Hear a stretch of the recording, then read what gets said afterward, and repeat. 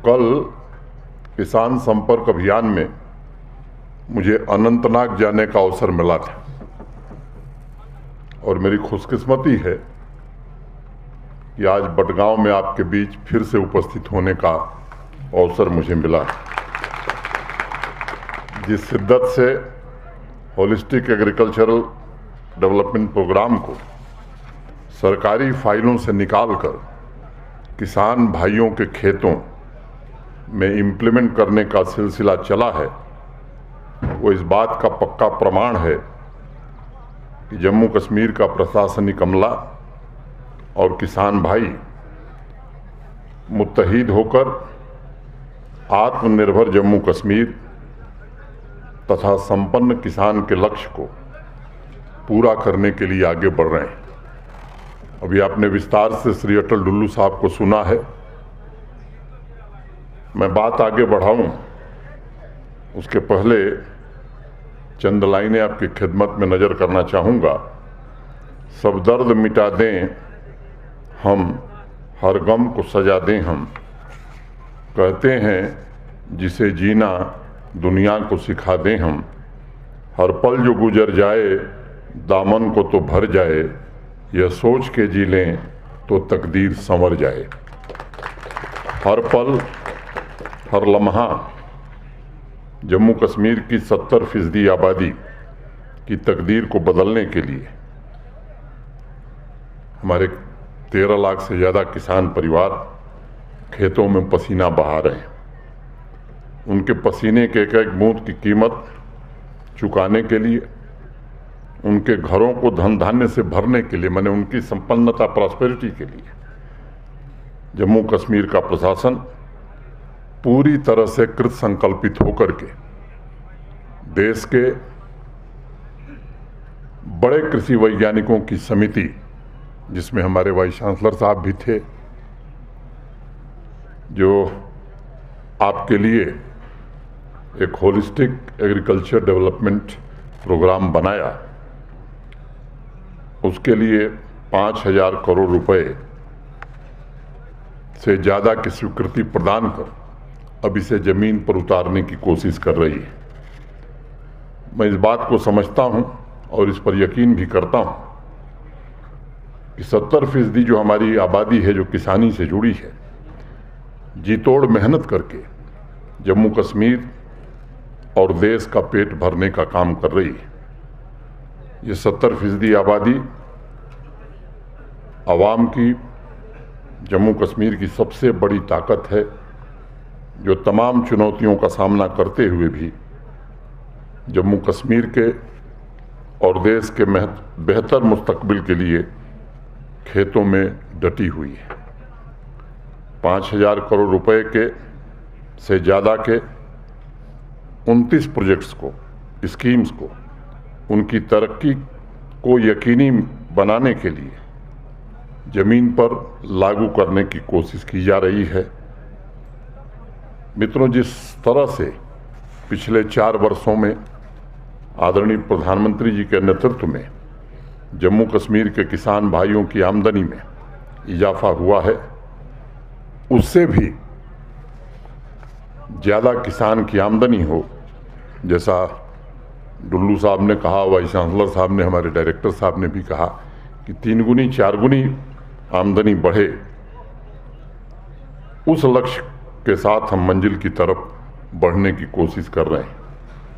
ये हम सबके लिए गर्व का विषय है कि आवाम के सभी वर्गों के सहयोग से आज दुनिया में भारतवर्ष विश्व की 5वीं बड़ी अर्थव्यवस्था बन गया है।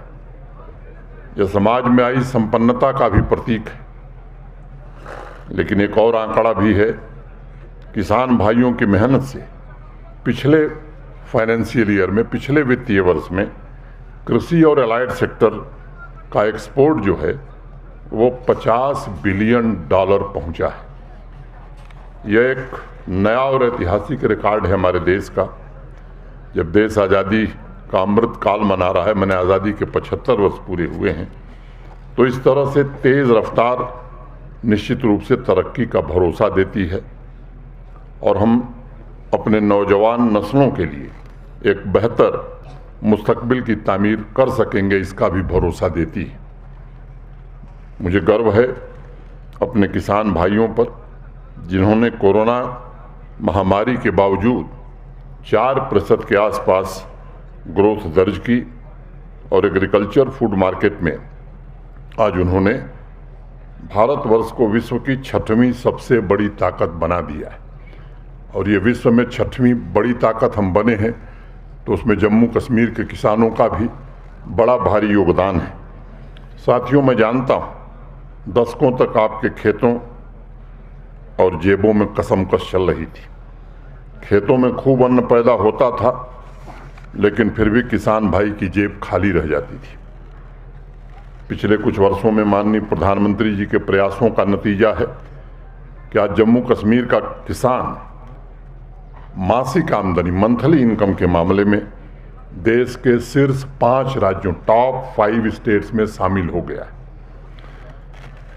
मंथली इनकम के मामले में आज की तारीख में जो राष्ट्रीय औसत है, नेशनल एवरेज है, वो 9,000 रुपये प्रति महीने है, जबकि जम्मू कश्मीर के किसान भाइयों की मासिक आमदनी, मंथली इनकम 18,918 रुपये हो गई। ये आपकी मेहनत और प्रशासन की नीति और नियत दोनों का मिला जुला परिणाम है और इसकी चर्चा देश में नहीं बल्कि देश के बाहर भी हो रही। ये कोशिश जो हो रही है, हमारे तमाम साथी जो ये कोशिश कर रहे हैं, इस कोशिश का नतीजा आगे 5 साल में केवल जम्मू कश्मीर के किसान को कमाई के मामले में, आमदनी के मामले में देश के टॉप 3 राज्यों में हम शामिल नहीं करना चाहते, बल्कि पंजाब और हरियाणा से भी ज़्यादा आमदनी जम्मू कश्मीर के किसान की हो, इस लक्ष्य के साथ इस प्रोग्राम को लेकर के हम सब आगे बढ़ रहे हैं। हमें पता है, आपको भी मालूम है कि जम्मू कश्मीर की अर्थव्यवस्था की रीढ़ आप ही है और ये संकल्प हम सबका है कि 70% लोग जो कृषि और संबंधित गतिविधियों, एग्रीकल्चर और अलाइड सेक्टर पर निर्भर हैं, इन्हें अगर हम संपन्न बनाएंगे तो स्वाभाविक रूप से जम्मू कश्मीर में संपन्नता आएगी। मैं आप सबको भरोसा देना चाहता हूँ, यह ख्वाहिश जब तक पूरी नहीं होती, व्यक्तिगत रूप से मैं भी और मेरे प्रशासन के सभी सहयोगी भी चैन से नहीं बैठेंगे। जीता जागता उदाहरण हमारे डायरेक्टर एग्रीकल्चर हैं, सुबह 5 बजे खेत पर दिखेंगे और 10 बजे दफ्तर में मिलेंगे। कल मैं अनंतनाग में था, एक किसान ने मुझसे कहा कि साहब कब ये हमारे खेत पर टपक आते हैं, मुझे पता ही नहीं चलता है, कभी कभी मुझसे पहले पहुंच जाते हैं। अभी यहाँ भी एक किसान भाई बोल रहे थे, आप सब जानते हैं, डुल्लू साहब ने बहुत विस्तार से बताया है, प्रोफेसर गनई ने भी बताया है, पिछले वर्ष जो विशेषज्ञों की समिति एपेक्स कमेटी बनी थी होलिस्टिक डेवलपमेंट ऑफ एग्रीकल्चर पर, इन लोगों ने एक मिशन तैयार किया। मैं इसे विजन नहीं मानता, क्योंकि विजन तो लंबा होता है। हमने आग्रह किया था कि विजन भी बनाइए कि 20 साल बाद जम्मू कश्मीर का किसान कहाँ पहुँचेगा, लेकिन 4-5 साल में किसान कहाँ पहुँचेगा इसका मिशन भी तैयार करिए। और उस मिशन को लेकर आज हमारे सभी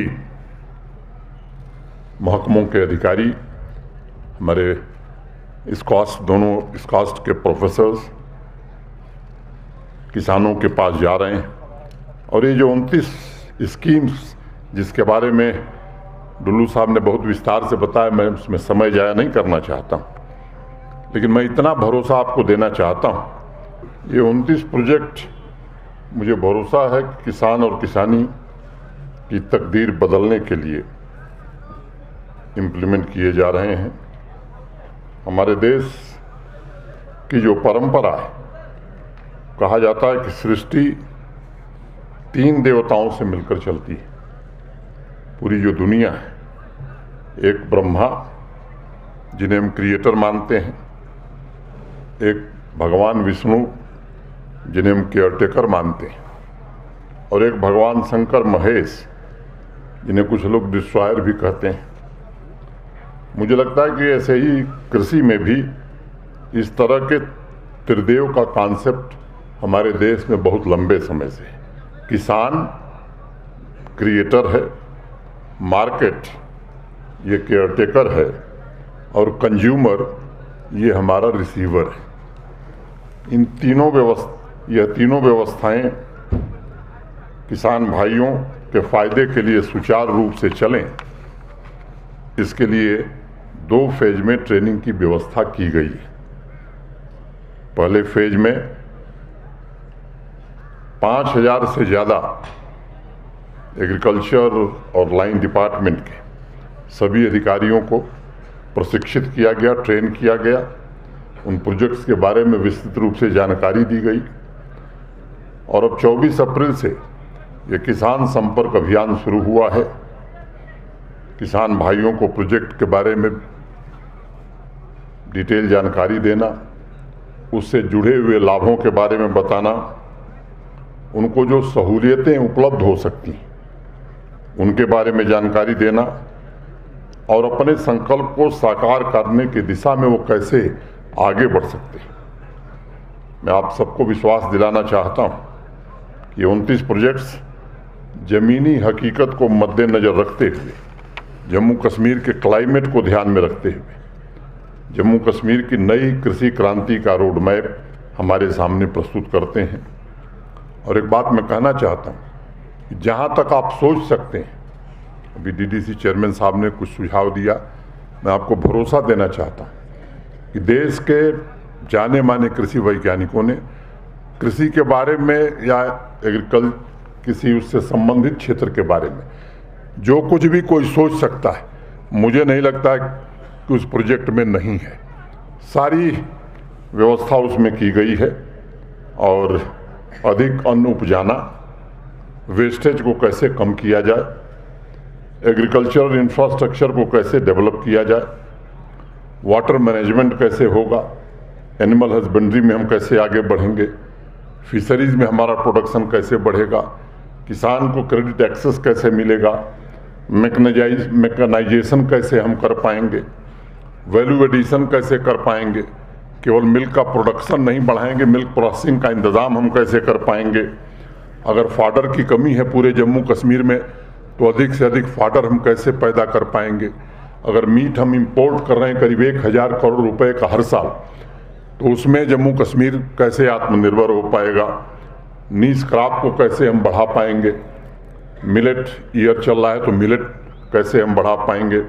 ये सारी बातों का ध्यान इसमें रखा गया है और इनसे संबंधित जो समस्याएं आ सकती हैं उनको हल करने का रास्ता भी इसमें सुझाया गया है। अभी बताया गया कि लगभग 38,000 करोड़ रुपए का आउटपुट है एग्रीकल्चर का। इस स्कीम के बाद डुल्लू साहब कहते हैं कि 66,000 करोड़ पहुंच जाएंगे। डुल्लू साहब जरा कंजर्वेटिव आदमी है, काम करेंगे 8 घंटा तो कहेंगे कि 6 घंटा किया है। मैं बहुत यकीनी तौर पर कहता हूं कि ये 80,000 करोड़ के ऊपर जाएगा, उससे कम नहीं रहेगा। ये एग्रीकल्चर का आउटपुट 5 साल बाद हम हासिल करेंगे।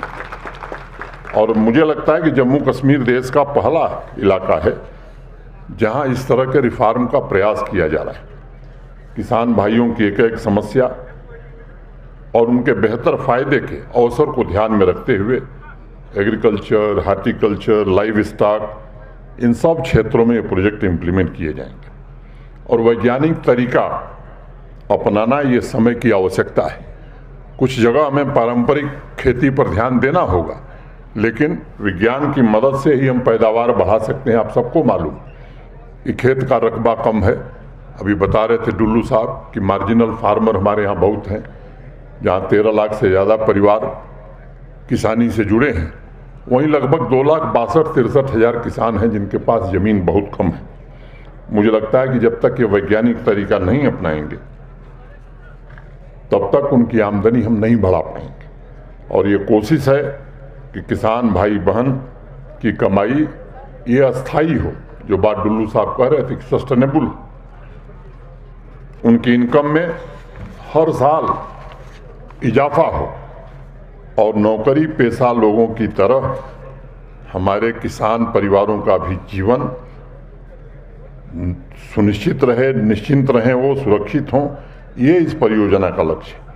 सामान्य रूप से समाज में आप देखिए तो जो डॉक्टर है वो चाहता है कि मेरा बेटा डॉक्टर हो जाए, जो बड़े अफसर हैं वो चाहते हैं कि मेरा बेटा अफसर हो जाए।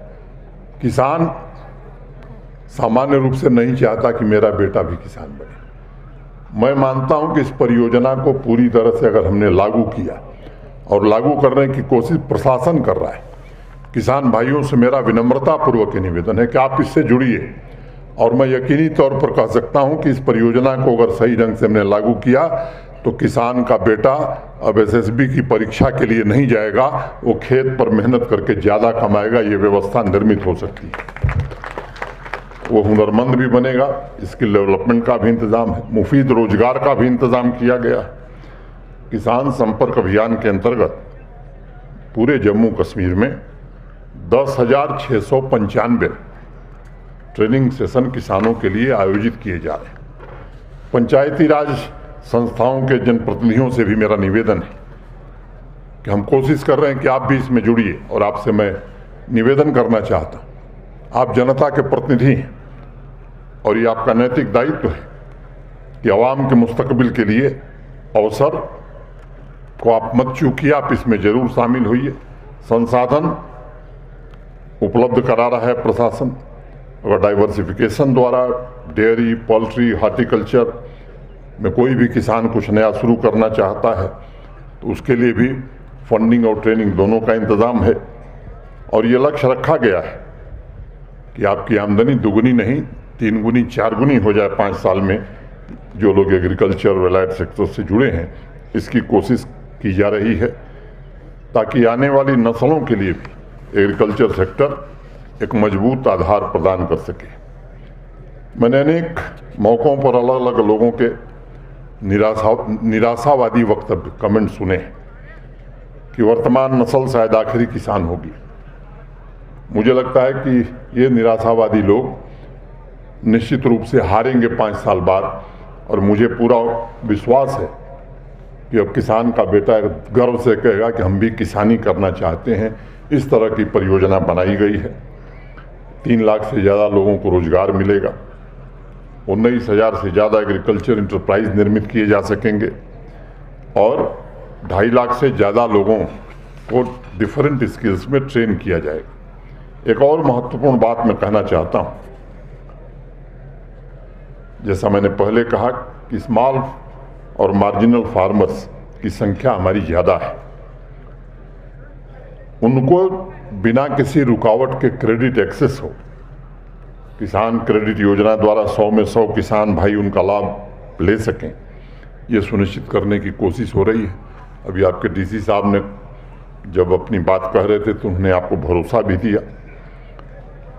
मुझे बताया गया है और इस बारे में कई लोगों ने मेरे पहले भी बताया है कि पिछले 2 वर्ष में बडगांव के अनेक स्मॉल और मार्जिनल फार्मर्स ने एक्जॉटिक वेजिटेबल की खेती शुरू की है और क्लाइमेटिक कंडीशन को ध्यान में रखते हुए यहाँ पर इंफ्रास्ट्रक्चर और अन्य फैसिलिटीज़ डेवलप करने की कोशिश हो रही है। आने वाले 5 वर्षों में ये कोशिश और तेज होगी ताकि एक्जॉटिक वेजिटेबल की खेती से जुड़े हुए किसानों को एक सिक्योर इकोसिस्टम मिल सके। पिछले वित्तीय वर्ष में डुल्लू साहब ने विस्तार से बताया कि 14 hi-tech polygreen house, 110 mushroom unit, 5 vegetable cluster Badgaon में स्थापित हुए हैं। और इन सब प्रयासों का ये परिणाम रहा है कि 22-23 के वित्तीय वर्ष में 43,000 metric ton vegetable, 53 metric ton लाल मिर्च, 200 मेट्रिक टन स्वीट कॉर्न यहाँ से बाहर भेजकर बेचा गया है। कुल 61,621 हेक्टेयर खेती योग्य जमीन में 22,303 हेक्टेयर खेती में हार्टिकल्चर की फसलें उगाई जा रही हैं। 191 डेयरी यूनिट स्थापित की गई हैं। इंफ्रास्ट्रक्चर की दृष्टि से चाहे वो पॉली हाउस हो, नर्सरी हो, पैक हाउस हो, वर्मी कंपोस्ट हो, सभी क्षेत्रों में बडगांव बहुत ही बेहतर प्रदर्शन कर रहा है। इसके लिए मैं आप सबको हृदय से बधाई देना चाहता हूँ।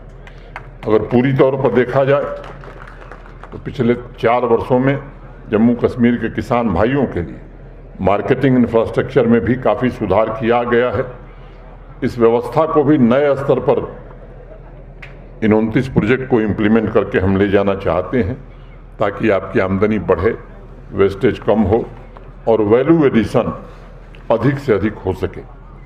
जम्मू कश्मीर के किसान भाइयों ने इस साल पीली क्रांति, रेड येलो रिवॉल्यूशन के जरिए ये साबित किया है कि वो किसी भी मायने में देश के अन्य किसानों से पीछे नहीं है।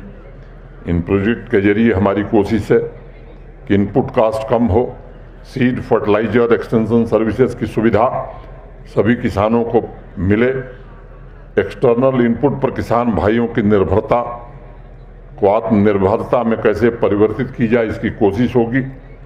कम वाटर इंटेंसिव और हाई वैल्यू क्रॉप के द्वारा आपकी दिगर परेशानियों को भी दूर करने की कोशिश की जाएगी। मैं जानता हूं बड़गांव के हमारे किसान भाई नीश क्रॉप्स को अडॉप्ट कर रहे हैं। मेडिसिनल, हाई डेंसिटी तथा फ्लोरिकल्चर की तरफ अनेक लोग शिफ्ट हुए हैं। मैं आप सबको भरोसा देना चाहता हूं, इसके लिए सभी तरह का सपोर्ट सिस्टम की व्यवस्था जम्मू कश्मीर प्रशासन बनाने में लगा है। किसान संपर्क अभियान के दौरान आप स्वयं देख रहे होंगे कि हम रूरल बिजनेस एवं सर्विस हब्स की व्यवस्था जैसे अनेक इनिशिएटिव को इम्प्लीमेंट करना चाहते हैं, जो एग्रीकल्चर मार्केटिंग को एक नया स्वरूप प्रदान करेगा और ये सुनिश्चित करेगा कि फसलों की कीमत का लाभ सीधे किसानों तक पहुंचे। आज की तारीख में मिलेट का जो एवरेज है पर क्विंटल, उनकी कीमतों में काफ़ी वृद्धि हो रही है। किसान भाई मिलेट की फसलों को अडॉप्ट करें, इसकी व्यवस्था इसमें की गई है। आप सब जानते हैं कि किसान की आमदनी में लगभग 40% हिस्सा डेयरी और सी फार्मिंग का होता है। अगर हम दूध की वार्षिक वृद्धि को देखें तो पिछले 10 साल में ये सालाना लगभग 14.5% की रही है। ऐसी स्थिति में डेयरी डेवलपमेंट के लिए आपको जानकारी, ट्रेनिंग, सभी प्रकार की सुविधा और इसके प्रोसेसिंग का इंतज़ाम कैसे हो, इसकी जानकारी दी जाएगी। मैं नौजवानों से, ख़ास तौर से किसान भाइयों और बहनों से ये निवेदन करूंगा कि जो दस्तावेज आप तक पहुंचाया जा रहा है वो आपके खुशहाली की चाबी है। जो वीडियोज़ आपको दिखाए जा रहे हैं वो आवाम की ख्वाहिश और उम्मीदों को पूरा करने वाले हैं। आइए हम सब मिल करके इस अभियान को तथा सभी 29 प्रोजेक्ट को ज़मीन पर उतारने की सफलतापूर्वक कोशिश करें, कृत संकल्पित होकर के काम करें। कई हमारे पूर्व के वक्ताओं ने यहाँ की स्थानीय समस्याओं के बारे में जिक्र किया है। ये अवसर नहीं है कि मैं उन समस्याओं के बारे में चर्चा करूं। आप सब जानते हैं, पहले जब मैं आया था तो यहाँ की जो सबसे बड़ी समस्या बड़गांव की थी वो यहाँ का डिस्ट्रिक्ट हॉस्पिटल था। आप सबको पता है कि आपका डिस्ट्रिक्ट हॉस्पिटल स्वीकृत कर दिया गया है और बहुत शीघ्र उसका काम शुरू किया जाएगा। उस दिन जरूर हम सब आएंगे ताकि आपको एक बेहतर जिला अस्पताल सारी सुविधाओं से युक्त मिल सके। मैं बीडीसी चेयरमैन साहब ने, कुछ और साथियों ने किसी सड़क की बात की है, किसी पीएचसी की बात की है। बिना देखे कुछ कह देना, बिना समझे कुछ कह देना, मैं समझता हूँ कि वो काम कभी नहीं होता है। मैं गौर से उसको समझता हूँ और एक बात का भरोसा देता हूँ कि जो उसमें होने लायक होगा वो निश्चित रूप से कराया जाएगा। क्योंकि सामान्य रूप से जो परंपरा यहाँ रही है कि बिना स्वीकृति के घोषणाएं कर दी जाती थीं और 20 साल पहले शुरू हुआ काम अभी तक पूरा नहीं हो रहा है। तो अगर वैसा आप सुनना चाहते हैं तो मैं भी घोषित कर सकता हूँ, लेकिन ये आदत में नहीं है और इसलिए मैं उसको एक बार ध्यान से देख लें, समझ लें। निश्चित रूप से हम कोशिश करेंगे कि आवाम की ज़रूरत की जो सबसे बुनियादी आवश्यकता है उसे ज़रूर पूरा किया जाए। एक कोशिश हुई है, अब हमारी रफ्तार पहले की तुलना में काफ़ी बढ़ गई। 19-20 में जो प्रोजेक्ट पूरी होती थी हमारी रफ्तार 10 गुना और 12 गुना बढ़ गई। आज प्रोजेक्ट आपके मन मुताबिक तय होते हैं, ट्रांसपेरेंसी के साथ काम होता है और कोशिश की जा रही है कि सामान्य आदमी की जो ज़रूरतें, जो उनके अधिकार हैं, वो सुविधाएं ऑनलाइन अधिक से अधिक दी जाएं। और इस कोशिश में हमें सफलता मिलेगी, ऐसा हमें पूरा तरह से यकीन है। 1.5 लाख करोड़ रुपए के आसपास की आज हाईवे और टनल की परियोजनाएं यहाँ चल रही हैं। आप सबको मालूम है कि कश्मीर कन्याकुमारी से रेलवे मार्ग से जुड़ने जा रहा है। अभी 2 दिन पहले ही भारत सरकार ने उरी तक रेल लाइन ले जाने का फैसला किया है। ये जो बड़े परिवर्तन हो रहे हैं, मैं समझता हूँ कि ये निश्चित रूप से जम्मू कश्मीर पूरे देश के बाकी हिस्सों के साथ कदम से कदम मिलाकर चलना चाहता है और यहाँ के नौजवानों की आंखों का जो सपना है, उस सपने को पूरा करने की हर कोशिश की जाएगी।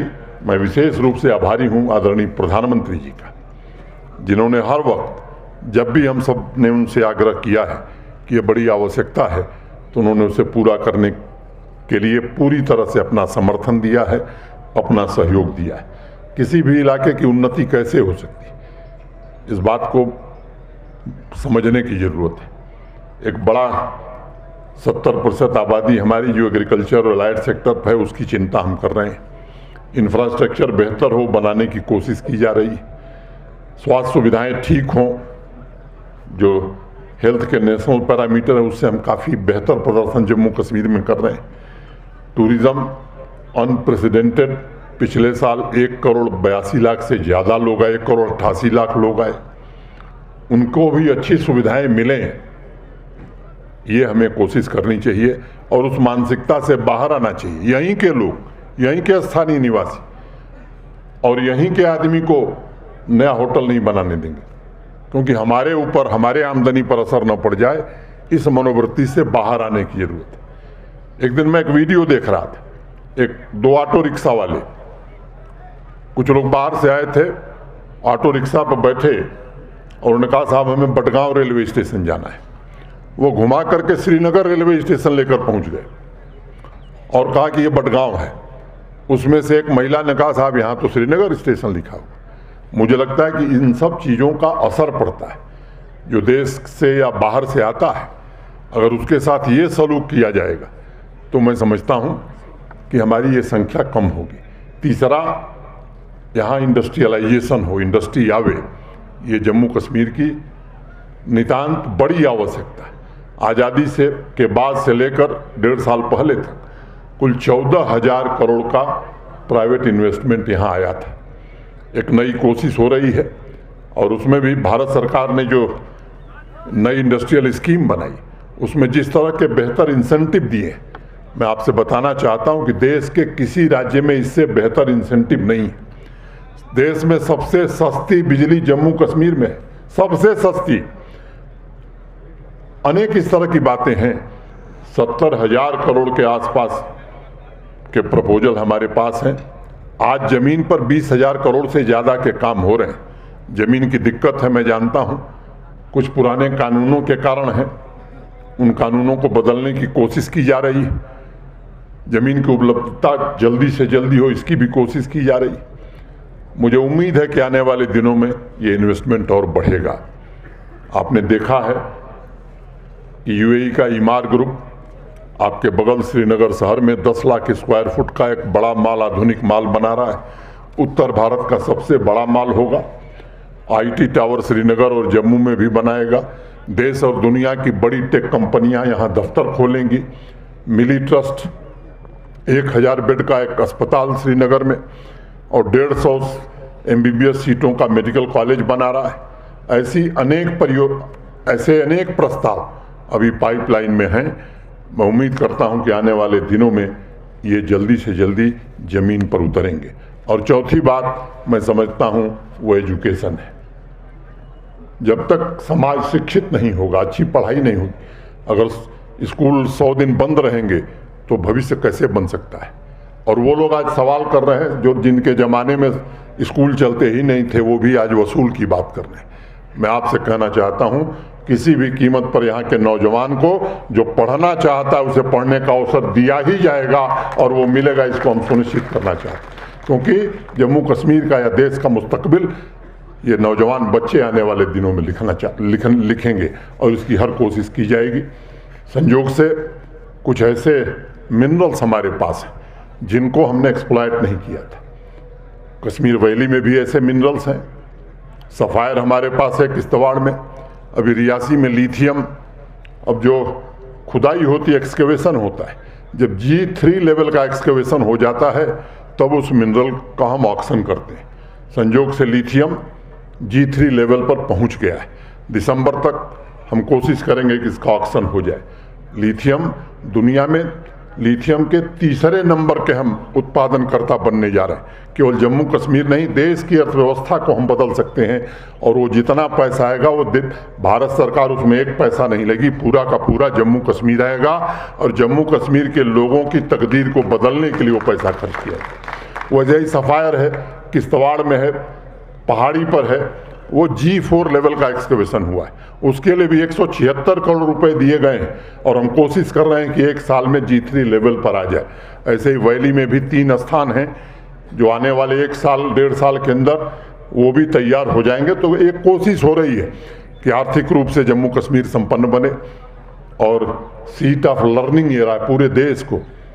ये शारदा पीठ ने पूरे देश को दिशा दी है। क्या वो गौरव हम फिर से हासिल कर सकते हैं? वो हाथ में पत्थर उठाने से वो गौरव नहीं हासिल होगा, कंप्यूटर पर हाथ ले जाने पर ही वो गौरव हासिल होगा, किताब पढ़ने से वो गौरव हासिल होगा। आपके फोर फादर्स, आपके जो पूर्वज हैं, जिनके बारे में देश नहीं दुनिया के लोग शोध कर रहे हैं, इसलिए कर रहे हैं कि उन्होंने पूरी दुनिया को एक संदेश दिया था। मुझे लगता है वैसा जम्मू कश्मीर बनाने की ज़रूरत है। चंद लोग अपने स्वार्थ के लिए, जिन्होंने अपने बच्चों को तो विदेश में पढ़ाया, अपने परिजनों का इलाज तो विदेश में कराया, लेकिन यहाँ अस्पताल नहीं बनने दिया, यहाँ बढ़िया कॉलेज नहीं बनने दिया, यहाँ उन लोगों को भर्ती किया बैकडोर से जिनमें योग्यता है ही नहीं। ऐसे अनेक लोग हैं, मैं नाम नहीं लेना चाहता और किसी पर दोष भी नहीं देना, ये सब विरासत में हमें मिला हुआ है। और वो लोग आज बड़ी बड़ी बातें करते हैं। मैं उनसे हाथ जोड़ करके ये प्रार्थना करना चाहता हूँ, खुदा के लिए इन नौजवानों पर तरस खाइए। बहुत बर्बाद हो चुका, बहुत खून बह चुका जम्मू कश्मीर की धरती पर। अब फिर से किसी बहन का भाई, किसी माँ का बेटा, किसी बाप का बेटा, कोई माँ इस हालत में न हो कि अपने बेटे के लिए ये स्थिति पैदा करने की कोशिश मत करिए। पड़ोसी कोशिश कर रहा है, उसका मुंह तोड़ जवाब दिया जाएगा, लेकिन अगर अंदर के लोग ये करना चाहते हैं तो उन्हें मैं कहना चाहता हूं कि भगवान के लिए ऐसा काम मत करिए, और अगर आप करेंगे तो हमारी मजबूरी होगी आपके खिलाफ सख्त से सख्त कदम उठाने की, ये हमारी व्यवस्था होगी। हम नहीं चाहते हैं किसी के खिलाफ कोई कार्रवाई करे, लेकिन देश की एकता अखंडता के साथ, जम्मू कश्मीर के आवाम के साथ अगर बेइंसाफ़ी होगी तो कार्रवाई निश्चित रूप से होगी। आज के अवसर पर चेयरमैन साहब ने दावत दिया, मैं उनका दावतनामा कबूल करता हूं और जल्द ही इसी महीने में मैं, आप सब जानते हैं कि G20 का आयोजन है। ये जम्मू कश्मीर के लिए गौरव की बात है और ये सबको, ये कोई प्रशासन का काम नहीं, ये जो G20 का आयोजन है ये प्रशासनिक इंतजाम से नहीं होगा। मैं आप सबसे निवेदन करना चाहता हूँ, आपसे प्रार्थना करना चाहता हूँ, ये आपका आयोजन है, जम्मू कश्मीर की आवाम का आयोजन है। अगर सफलतापूर्वक इस आयोजन को हम करते हैं तो दुनिया की 3/4 आबादी, जो GDP में लगभग 80% से ज़्यादा कंट्रीब्यूट करती, आप कल्पना करिए कि अगर अच्छा संदेश लेकर के यहाँ से अपने देश जाएंगे तो आपका हैंडलूम हो, हैंडीक्राफ्ट हो, कालीन हो, पश्मीना हो, जो कुछ आपके यहाँ या हार्टिकल्चर प्रोड्यूस हो, कितना एक्सपोर्ट की संभावना कितनी होगी इसकी कल्पना करिए। कुछ लोग अपने निहित स्वार्थ में फिर से गुमराह करने की कोशिश 3-4 दिनों से तेज कर दिए।